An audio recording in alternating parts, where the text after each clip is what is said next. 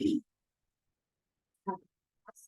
का हमारा next lecture है God's of British. God's of British में हम इसके पढ़ रहे थे सिस्टर्नी ट्रिब्यून्स, और नेक्स्ट हमारा इसका जो थर्ड पार्ट है उसका थर्ड स्ट्रक्चर था vesicle.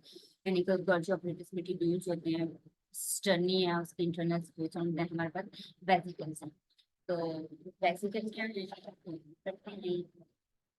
Vesicle The vesicle basically 16 nanometer in diameter की होती हैं, आर एफ थ्री टाइप होते हैं। पहले हमारे पास है transitional vesicles, small membrane limited vesicles हैं which are thought to form as well from the transitional ER।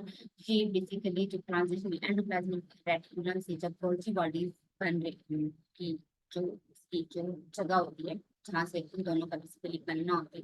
अब गोल्जी बॉडीज जहाँ से बनना, जहाँ से गोल्जी बॉडीज की मेम्ब्रेन स्टार्ट हो गई या एंडोप्लाज्मिक रेटिकुलम की मेम्ब्रेन खत्म हो रही है, वहाँ से ही बनना स्टार्ट हो जाती है। ठीक है, उनमें ब्लैक यानी कि उससे वो आउट ग्रोथ होगी यानी कि and migrate, और ये सेल माइग्रेट हो जाती है and converge to the sixth phase of the body। जो बॉडी का पहला फॉर्मिंग फेज है बेसिकली सिक्स फेज, उस फेज की तरफ जाके ये बन जाती है where they falls to form new cisternae। वहाँ पे जो इसके साथ मिलके जोड़ के जो है ना एक cisternae बनाती है।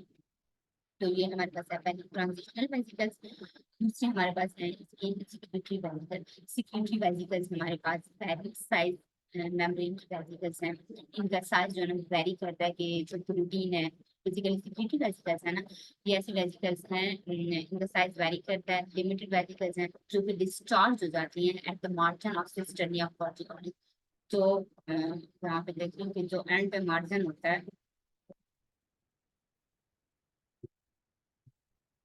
ये ये अगर एंड पे मार्जिन है यहाँ से ये आउट कर होकर बाहर जाए, इनके अंदर आप देखिए ये सिक्रीशन है डिफरेंट टाइप के।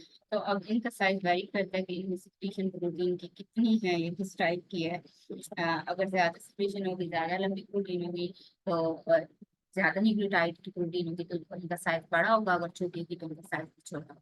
और ये बेसिकली इमर्ज हो जाती है जो इसका दूसरा फेज होता है ट्रांस, बेसिकली जो ट्रांस फेज होता है वहां से भी बाहर मैच्योरिंग फेज से भी चलता है। तो सिक्योरिटी वेसिकल्स है ना parent size membrane limited vesicles होती हैं जो कि डिस्चार्ज हो जाती हैं margin of cisternae of body. जो एंटी जो मार्जिन होता है वहां से भी डिस्चार्ज होती है बाहर की तरफ जाती है सेल के बाहर की तरफ जाती है। They often occur between maturing phase of Golgi and plasma membrane। Plasma membrane जो एंड पे बॉल है सेल की जो प्लाज्मा मेम्ब्रेन है उसके साथ, और जो गोल्जी बॉडीज का एंड वाला फेस है जिसको हम बेसिकली क्या बोलते हैं मैच्योरिंग फेस होते हैं, ये उसके साथ मौजूद होती है सिक्योरिटी वेसिकल्स। एंड देन हमारे पास है क्लैथरिन कोटेड वेसिकल्स हैं। ये बेसिकली स्फेरिकल ट्यूबुलेंस होते हैं यानी कि स्फेरिकल आउटफ्लो टाइप की होती हैं। ये कितनी होती है 50 माइक्रोमीटर इन डायमीटर होती हैं, और इनकी जो है ना वो क्या होती है रफ टाइप अपीयरेंस होती है। ये कहाँ मौजूद होती है? ये at periphery of the organelle, at the end of the single tubule. ये ट्यूब्यूल्स के एंड पे होते हैं या ऑर्गेनेली की पेरिफेरी जो है ना उस पे मौजूद होती है। मॉर्फोलॉजिकली जो ना क्वाइट डिस्टिंक्ट होती हैं सिक्रीटरी वेसिकल से, ये थोड़ा डिफरेंट टाइप्स की होती है।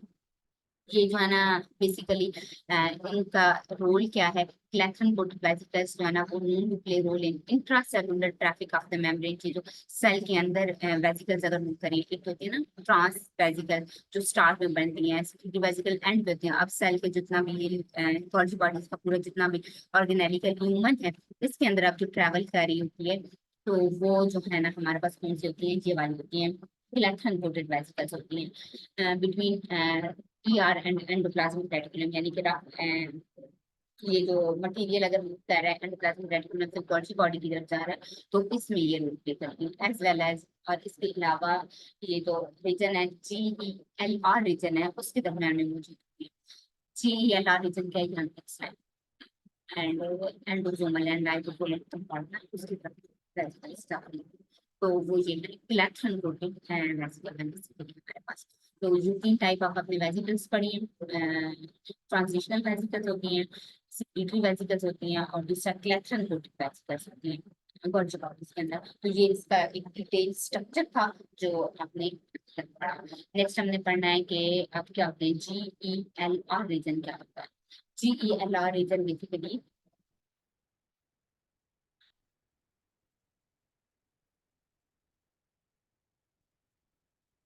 Golgi apparatus is a differentiated portion of the membrane system जो कि animals और plant cells दोनों में मौजूद है.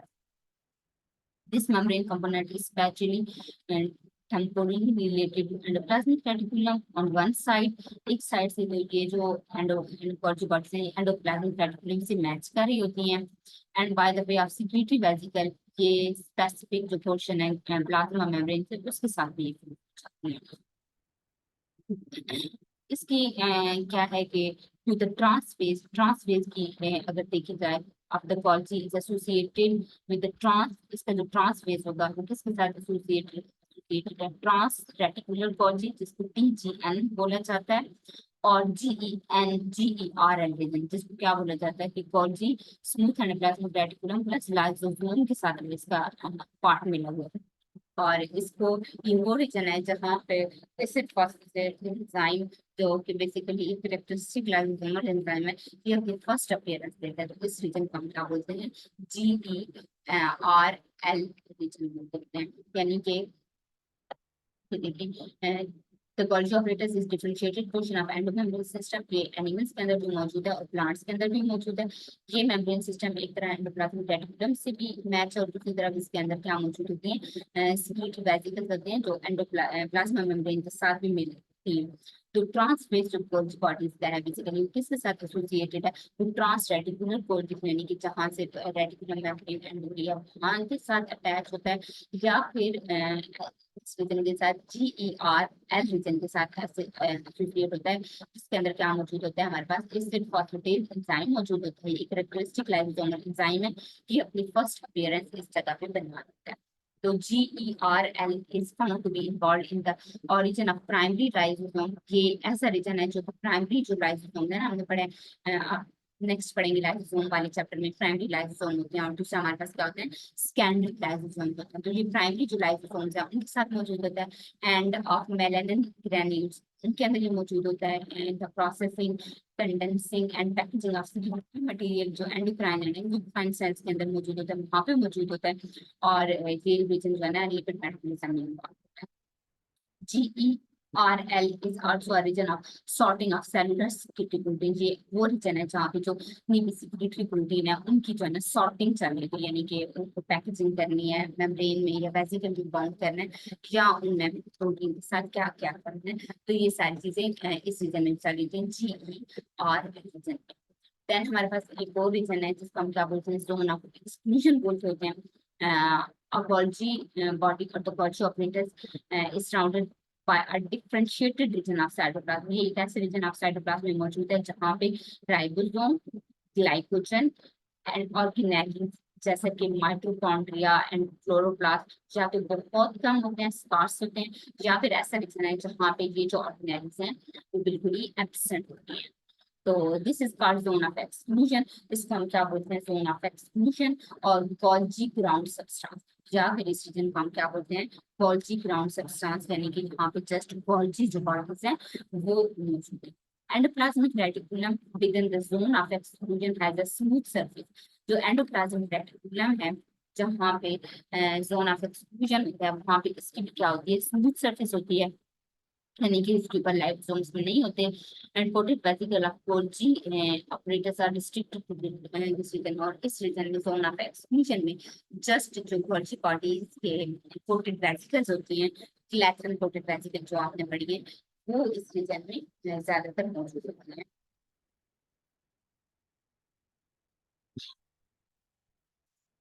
And similar zone of exclusion are associated with microtubule. The zone of exclusion will be microtubule meaning the centrioles and region of centrioles formation. ये region उसके बाद हमारे पास आ जाती है कि केमिकल कंपोजिशन क्या है Initially, Golgi apparatus were isolated from the cells of epitheliums. However, in recent years, it has been isolated from a number of plant and animal cells. The isolation of Golgi apparatus is brought about mainly by gentle homogenization by differentiate and gradient. Okay, तो initially जो virtual operators था, इसको जो cell से epidemic के cell से हाथ से लिया गया था। इसके बाद जो रिसर्च स्टडीज में the number of animals and plant cell से एक्सट्रैक्ट किया गया है।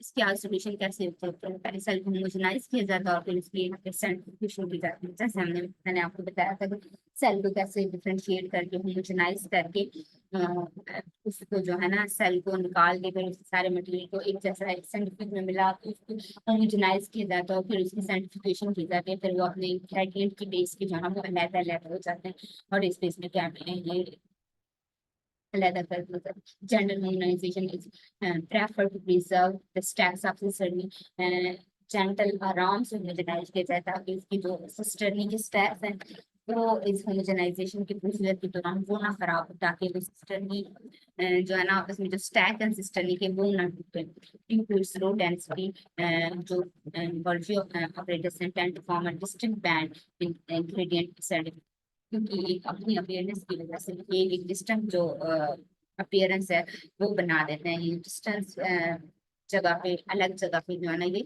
सेंट्रीफ्यूज हो जाते हैं। Then isolating isolated quality operator wash, इसके बाद जो आइसोलेटेड क्वालिटी ऑपरेटर है उसको वॉश किया जाता है डिस्टेंट पार्ट के साथ फॉर प्योरीफाइंग इट, ताकि उसको प्योरीफाई किया जाए। सिक्योरिटी कंपोनेंट दो सिक्योरिटी कंपोनेंट्स आर लॉस्ट, लेकिन इसके बाद क्या होता है कि जब इसको वॉश किया जाता है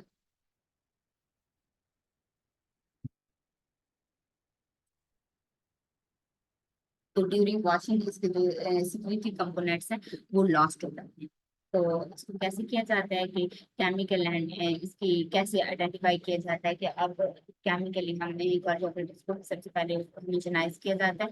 होमोजेनाइज करने के बाद उसको सेंट्रीफ्यूज किया जाता है। सेंट्रीफ्यूज करने के बाद वो एक डिस्टेंट अपना एक बैंड बना देगा सेंट्रीफ्यूगेशन ट्यूब के अंदर और वहां से उसको एक्सट्रैक्ट किया जाएगा। और उसको वहां से एक्सट्रैक्ट करने के बाद सेंट्रीफ्यूगेशन ट्यूब में से एक्सट्रैक्ट करने के बाद उसको फिर वाटर से वॉश किया जाएगा। जब वाटर से वॉश कर देंगे तो उसके जो कंपोनेंट होंगे ना पहले ये ख्याल रखा जाता है कि उसकी स्टैक जो है ना ना टूटने पाए, और फिर जब उसको वॉश किया जाएगा तो सिक्योरिटी कंपोनेंट है वो लॉस हो जाएंगे, लेकिन गॉल्जी बॉडी जो सिस्टर नहीं है वो हमारे पास आ जाएगी।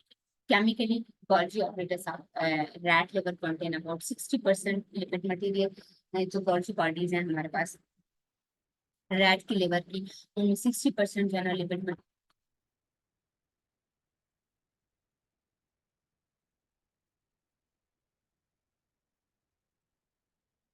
प्लांट सेल्स, इसके अंदर क्या मौजूद है फॉस्फेटिडिक ग्लाइसिन ये मौजूद है।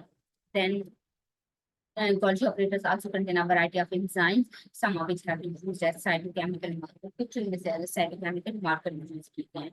देन ये हमारे पास कुछ एंजाइम्स हैं एंड ये हमारे पास जो है ग्लाइकोसाइल ट्रांसफरेज एंजाइम है। इसमें इसका क्या फंक्शन है, ग्लाइकोप्रोटीन बायोसिंथेसिस में, सेटिल ट्रांसफरेज में, ग्लाइकोसाइल ट्रांसफरेज में हेल्प करते हैं ये एंजाइम। देन हमारे पास कौन सा है sulpho and glyco transferase, glycolipid biosynthesis में सल्फो ट्रांसफरेज मौजूद है। ग्लाइसोलेसिटल ट्रांसफरेज मौजूद है। ग्लाइसरोफॉस्फेट फॉस्फेटिडाइल ट्रांसफरेज मौजूद है। उसके बाद ऑक्सी रिडक्टेज एंजाइम मौजूद है जो कि NADH और cytochrome C reductase and NADPH cytochrome C reductase. उसके बाद फॉस्फेटेट ये इनके देखिए आगे से फंक्शन भी लिखे हुए हैं, ये क्या क्या फंक्शन करते हैं। Phosphatase hydrolysis of phospholipid glucose 6 phosphate ये क्या करता है, रिमूवल ऑफ फॉस्फेट करता है। थायमीन फॉस्फेटेज ये क्या करता है, हाइड्रोलिसिस ऑफ इनऑर्गेनिक फॉस्फेट ये इनका काम करता है। देन हमारे पास है ADPase है, ये रिमूवल और एडिशन ऑफ फॉस्फेट करता है। देन एसिड फॉस्फेटेज है, ये क्या काम करता है, ये रिमूवल ऑफ फॉस्फेट का काम करता है। देन हमारे पास नेक्स्ट जो है ये क्या है फॉस्फोलाइपेजेज, ये क्या काम करता है, हाइड्रोलिसिस ऑफ लिपिड का काम करता है।